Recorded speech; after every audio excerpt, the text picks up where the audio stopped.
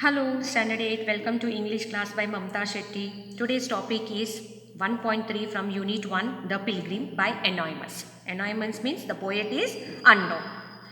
In this poem is in a conversation form between the old pilgrim and the fellow pilgrim. This poem consists of 3 paragraphs. The first paragraph is a description. Second paragraph is the question asked by the fellow pilgrim, and the third paragraph is the answer given by the old pilgrim.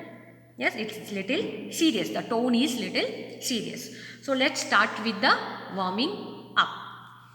You have to make a group and discuss the following. So what you have to do, you have to discuss these questions. You don't have to write it down. You can discuss it up. It's a warming up for you. So I'll start with the play. What fatal dangers problem did mankind face centuries ago but are no longer a threat today? Of course, today we come to know about all the dangers beforehand only because of the technology. So man faced hunger, disease, what has come? Okay.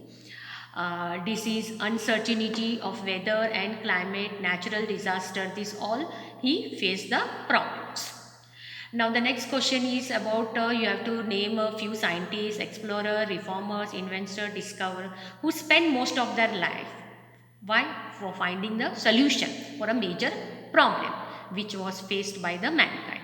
So example they have given here, I have mentioned the 5 personalities. Edward Jenner, scientist, he discovered smallpox vaccine so that human deaths was reduced. Second one is Jonas Gutenberg. He was an inventor. He invented printing press 1440, and because of that the communication became faster and efficient. Alexander Graham Bell, he also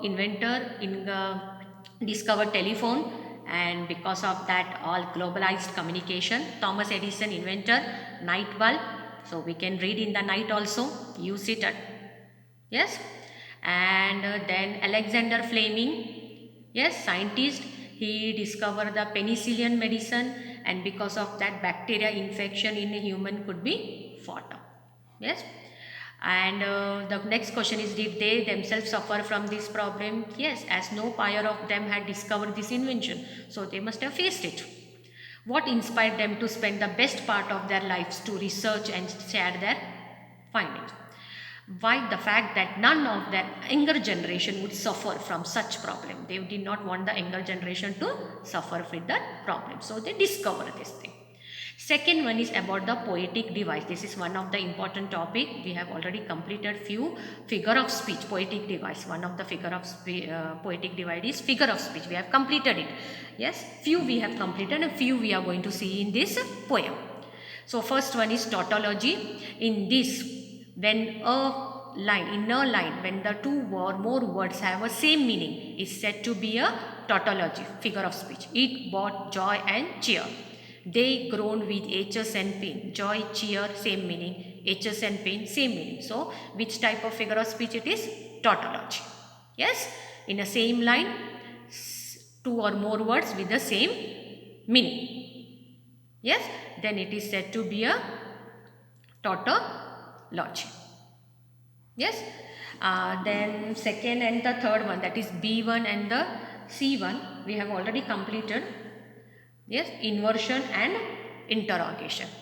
Yes, the poet often he changes, the sentence is not in a proper order, grammatical sentence is not in a proper, which is the order subject, verb and then object. You can find that they are not in a proper order. Why? So that they can emphasize on something. Yes, up came the sun, down the hill it flows.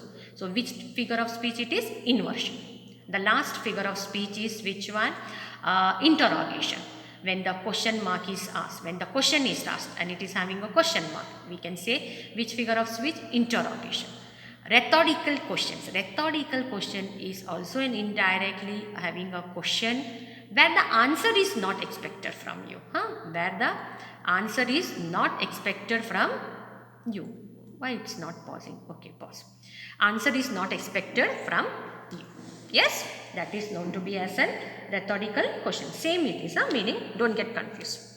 So now let us start with the poem, The Pilgrim. A pilgrim going lone highway came at evening, cold and grey, to a chasm deep and vast and wide. The old man crossed in the twilight dim. The chasm held no fear for him, but he paused when he reached the other side and built a bridge to span the tide. This pilgrim, he was walking alone in a way. It was an evening time and the climate was very cold and grey. He came to a chasm. Chasm means a deep steep. Yes? And there it was vast and wide. The old man, he could cross it even in the evening time. Why? Because he was expert. Yes, now. This chasm did not hold him any fear for him. Why? Because he was already an experienced person. Yes, so he could very easily cross it up. He paused, he crossed it up and he paused it up. Yeah, and what did he do? He waited. He waited in the other side and he started building the bridge. Yes, see now, at night time, he's going alone to the pilgrim and he's walking. He came in the evening time to a chasm. You can see here water is there. There is a big void. So what he did, he crossed it up and started building the bridge. In the meantime, what happened? A fellow pilgrim comes. He asked him, what? Old man, why waste your time building here? He's coming and asking. Your journey ends with the close of the day. At the end of the day, you have finished your journey, right? You are never again will pass this way. You are not going to come again here. You have crossed the chasm deep and wide. Why build a here at evening, eventide? Why here? A means you. Why are you building here now again this bridge? Yeah? Eventide means in the late evening. Why are you wasting your time building the bridge? You have already passed it. What did the pilgrim reply? See, very important it is. What does he reply? The pilgrim raised his old grey head. Yeah, his old grey head. My friend, in the path I have come. I have passed this path. Yes, I have come. But behind me, there followed after me today. After me, there is one person, a fair-headed youth. Youth means a young age person. Who must pass this way? He will be passing this way, right? I have already passed, you have also passed, but there is a young person who is coming behind. He will pass. This chasm which is having no fear to me, I could pass it up very easily.